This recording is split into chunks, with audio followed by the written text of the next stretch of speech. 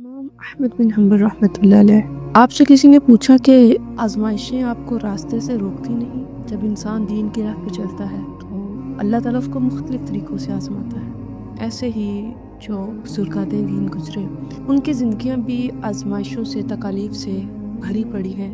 इमाम अहमद से किसी पूछने वाले ने पूछा कि ये जो आजमाइशें आती हैं ये आपको रास्ते से रोकती नहीं? तो इमाम अहमद बिन हम्बल रहमतुल्लाह अलैह आपने बड़ा अच्छा जवाब दिया। आपने फरमाया, अल्लाह की कसम, अगर आजमाइश ना हो तो रास्ता मशकूक हो जाए। बेशक अल्लाह ताला जिस चीज़ के साथ आजमाता है तो इसमें खैर होती है। अगरचे इंसान इसके बरक्स चीज़ को बेहतर समझ रहा होता है, लेकिन दर हकीकत आजमाइश उसको सही राह पर डालने के लिए आती है। और फिर आपने एग्जाम्पल क्या दी, फरमाया कि यूसुफ अलैहिस्सलाम अगर अपने वालिद की गोद में ही रहते, उन पे आजमाइश ना आती तो वो कभी भी अज़ीज़े मिस्र न बनते।